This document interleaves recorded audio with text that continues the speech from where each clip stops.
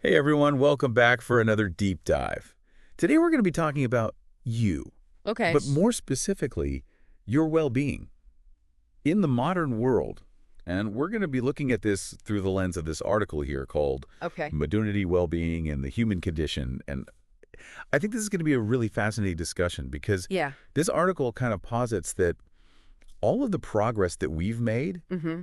as a society Mm. might actually be having some negative downsides. It might even be impacting us You're right. in a way that's akin to like a psychological Stockholm syndrome tied to our culture. Yeah. I mean, that's a really powerful way to put it. And I think the article really digs into this idea that we're constantly chasing material wealth and digital connection, Right. but it's actually leaving us feeling empty and isolated in a lot of ways. Yeah, and it's interesting because it's almost like we've been sold this idea of what a successful life should look like. Mm. And even when we get there, it's like there's still something missing. Totally. Yeah. There's this nagging sense of purposelessness that a lot of people feel, Yes. even when they've achieved all the things that they're told they should be striving for. Right. And what I think is interesting too is that the article doesn't just kind of point fingers at the problems. Mhm. It actually highlights some really interesting potential solutions. And one of the ones that I found really interesting was this idea of the link between posture Oh, yeah. and mental health. Yeah. Like, it's so fascinating how something Yeah. as simple as how you hold your body can actually impact hormone levels. That's So wait, are you telling me that like slouching at my desk all day yeah. is actually messing with my mood? It can, yeah. And it's almost like, think about it when you're slumping over. It's a very like defeated posture. Yeah. Like you're already kind of bracing yourself for stress. But when you stand tall, chest open, you're Yeah. physically embodying confidence. Right. And the article even mentions specific poses, like the Wonder Woman stance, Yeah. arms on your hips, feet apart, which can actually increase testosterone and lower cortisol, which is the stress hormone. Okay. I can see how like a little power posing might give you like a momentary boost, but is there really more to it than that? Oh, yeah, absolutely. I mean, it goes beyond just striking a pose. Okay. The article really emphasizes movement as being a key to well-being. And it makes sense, right? I mean, we weren't designed to be these sedentary creatures, lot. sitting at a desk all day. And in fact, the article argues that for some people, struggling with low-mood physical activity can actually be more effective Wow. than medication. It's almost like we're fighting against our own biology when we spend all day, glued to a screen. Exactly. And that actually brings us to another really crucial point that the article talks about, Okay. which is this hunger for real connection. Okay. And it draws this really sharp distinction between face-to-face interaction and digital connection. Yeah. And it really comes down to the richness of nonverbal cues that are present when you're face-to-face with somebody. So it's like so zera. Yeah. Not just about the words that we're saying, Right. but all those little subtle signals we're sending through our body language, And our tone of voice. exactly. And so much of that is lost when we're interacting digitally. It's almost like trying to experience a symphony through a tin can. And you might get some of the sound, but you're really missing that full immersive experience. And the article argues that lack of real connection is kind of feeding into that Absolutely. purposelessness that we were talking about. Yeah, it's like we're trying to nourish ourselves Mm.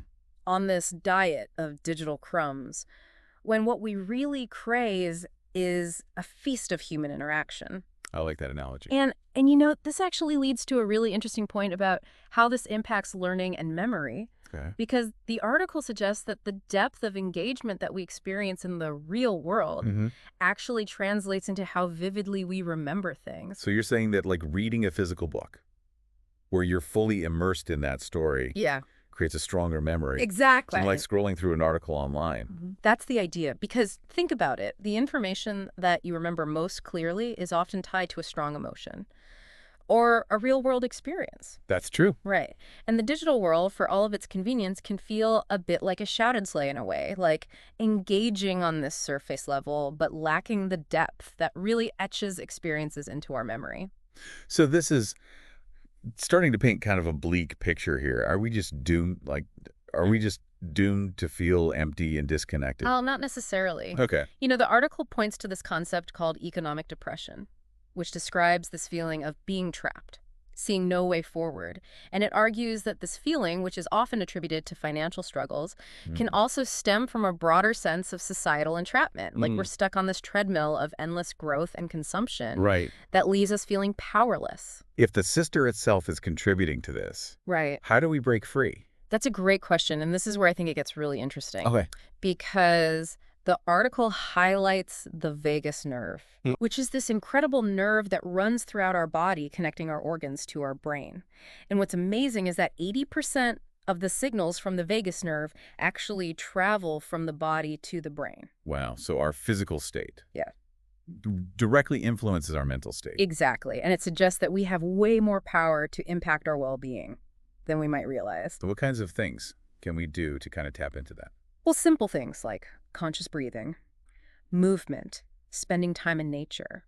These can actually stimulate the vagus nerve Okay. and send these calming signals to the brain. It's like having this internal reset button. I like that. Okay, so if we had to Yeah. kind of distill this down to like a main takeaway, what would you say?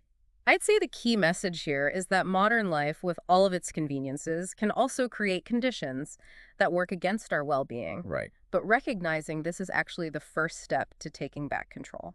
That makes a lot of sense. Yeah. So what's like one thing our listener can do today to start shifting things in a positive direction? You know, it can be as simple as taking a walk without your phone, really being present with another person when you're interacting with them, or even just taking a few deep breaths throughout the day. These little changes can make a huge impact over time. So it's really about being more aware of how our bodies and our minds Yeah. are reacting to the world around us, and Exactly. then making conscious choices to counter those negative influences. Exactly. And remember, you don't have to do it all at once. Just start small, experiment, and find what works for you. That's great advice. So there you have it, folks. Modernity might be trying to hold us back, but we have the power to break free. Thanks for joining us for this deep dive, and we'll see you next time.